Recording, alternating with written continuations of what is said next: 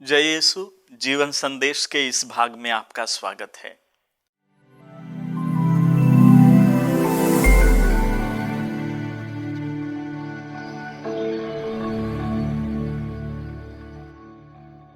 जब जापान के हिरोशिमा शहर को एटम बम से विनाश किया गया था, लगभग 80,000 लोग मरे थे और असंख्य लोग घायल हुए थे। उस विनाशकारी आक्रमण के लगभग 15 दिन के बाद फादर पेद्रो अरुपे, जो एक येसु समाजी पुरोहित थे, जो उस समय वहां स्थित गुरुकुल में नोविस मास्टर हुआ करते थे, दवाई, पट्टी और खाना लेकर गलियों में घूम घूम कर निस्सहाय पीड़ितों की मदद कर रहे थे। वह उस जगह पहुंचे जहां कभी एक बड़ी इमारत हुआ करती थी, लेकिन अब केवल खंडहर ही बचा था और टूटी फूटी टीनों के सहारे एक झोपड़ी बनी हुई थी। उस झोपड़ी में नाकामुरा सैन नामक एक ख्रिस्तीय लड़की थी जो घावों से भरी हुई थी। उसके शरीर में घाव ज्यादा और चमड़ी कम दिख रही थी। जब फादर आरूपे ने उसके घावों को साफ करने की कोशिश की तो मांस उसके शरीर से अपने आप गिरने लगे। उन घावों में सड़न शुरू हो चुकी थी और उसके अंदर छोटे छोटे पिल्लू पड़ चुके थे। फादर अरूपे पीड़ा भरी निगाह से उस लड़की की दर्दनाक स्थिति को देखते रह गए। उनका हृदय उस लड़की की व्यथा को देखकर करुणा से भर आया।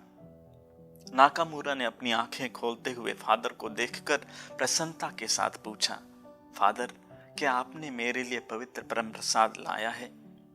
फादर ने हामी भरते हुए सर हिलाया और उस लड़की ने अपनी आंखों में खुशी के आंसू लिए जीवन की रोटी को ग्रहण किया।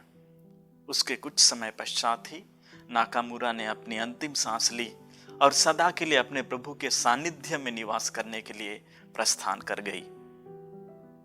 प्रिय भाइयों एवं बहनों, वह लड़की उस अत्यंत दर्दनाक परिस्थिति में भी ना मरहम पट्टी के लिए चिंतित थी और ना ही भोजन के लिए व्याकुल थी, किंतु उसका ध्यान सर्वप्रथम पवित्र परम प्रसाद जीवन की रोटी में था। वह प्रभु के अनंत जीवनदायी भोजन के लिए व्याकुल और उत्सुक थी। आज के सुसमाचार में प्रभु यीशु उसी जीवनदायी भोजन के बारे में बात कर रहे हैं। कई लोग यीशु के पीछे पीछे आ रहे थे क्योंकि उन्होंने कुछ समय पहले उन्हें रोटियां खिलाई थी। इसके बारे में हमने पिछले रविवार के सुसमाचार में सुना। लेकिन यीशु उन्हें उससे बढ़कर जीवन की रोटी खिलाना चाहते थे, उनकी आध्यात्मिक भूख मिटाना चाहते थे। इसलिए प्रभु कहते हैं, तुम चमत्कार देखने के कारण मुझे नहीं खोजते, बल्कि इसलिए कि तुम रोटियां खाकर तृप्त हो गए हो। नश्वर भोजन के लिए नहीं, बल्कि उस भोजन के लिए परिश्रम करो जो अनंत काल तक बना रहता है और जिसे मानव पुत्र तुम्हें देगा। जिस तरह सुसमाचार में लोग अपना पेट पालने के लिए रोटी के लिए चिंतित थे, उसी तरह हम आज के पहले पाठ में भी देखते हैं कि किस तरह इस्राएली लोग मरुभूमि में भोजन को लेकर मूसा और हारून के सामने हुड़दंग मचाने लगते हैं। वे कहते हैं, हम जिस मिस्र देश में मांस की हड्डियों के सामने बैठते थे और इच्छा भर रोटी खाते थे, यदि हम उस समय प्रभु के हाथ मर गए होते तो कितना अच्छा होता। आप हमें इस मरुभूमि में इसलिए ले आए हैं कि हम सब के सब भूखों मर जाएं। हम में से कई लोग भी हमारे परिवारों में खाने को लेकर भुनभुनाने लगते हैं। बच्चे उनके पसंद का खाना ना मिलने से मुंह बनाने लगते हैं। यह भी हमने देखा होगा कि अगर खाना थोड़ा सा ठीक ना बना हो तो पति अपनी पत्नी के सामने खाने का प्लेट पलट दिया हो। होटलों और रेस्टोरेंट में अगर अपनी पसंद का भोजन ना मिले तो फीडबैक में नेगेटिव कमेंट्स देने से भी हम बिल्कुल नहीं चूकते। इस तरह देखा जाए तो अपने दैनिक जीवन में हम इस बात का विशेष ख्याल रखते हैं कि हमारे टेबल में खाने के लिए क्या आना चाहिए। प्रिय भाइयों एवं बहनों, क्या हम प्रभु की मेज पर भी उतना ही ध्यान देते हैं? ख्रिस्तीय होने के नाते हमारा संपूर्ण जीवन यूखरिस्तीय मेज पर केंद्रित है। पवित्र यूखरिस्त में हम सभी स्वर्गीय भोजन से तृप्त किए जाते हैं। पवित्र यूखरिस्त हमारे लिए ईश्वर का सर्वोत्तम उपहार है। पवित्र परम प्रसाद हम विश्वासियों के लिए आनंद, आत्मा के लिए भोजन और सभी आध्यात्मिक पीड़ा के लिए औषधि का स्रोत है। हम सभी इस बात से भली भांति परिचित हैं कि पवित्र यूखरिस्त, पवित्र परम प्रसाद हमारे जीवन में कितना महत्व रखता है।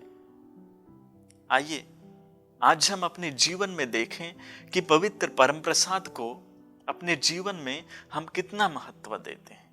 क्या हम सुसमाचार के उन लोगों और मरुभूमि में इस्राएली लोगों से बेहतर हैं, या हम उन्हीं की तरह केवल भौतिक भोजन के लिए चिंतित हैं? आज महामारी की वजह से हम में से कई लोग पवित्र परम प्रसाद नियमित रूप से ग्रहण नहीं कर सकते हैं। हम ऑनलाइन मिस्सा बलिदान में भाग ले रहे हैं और आध्यात्मिक रूप से प्रभु को अपने हृदय में ग्रहण कर रहे हैं। लेकिन ध्यान देने योग्य बात यह है कि क्या हम ऐसी विषम परिस्थिति में भी उस जीवन की रोटी के लिए लालायित हैं जिस तरह वह लड़की नाकामुरा सैन लालायित थी? क्या हमारा ध्यान इस कठिन वक्त में भी आध्यात्मिक चीजों पर बना हुआ है, या हम भौतिक वस्तुओं की चिंता में ही अपना समय और अपनी शक्ति लगा रहे हैं? आज हमें ईश्वर में बने रहने की आवश्यकता है। उनके वचनों में जो जीवनदायी वचन है, उन पर अपना अटूट विश्वास बनाए रखने की जरूरत है।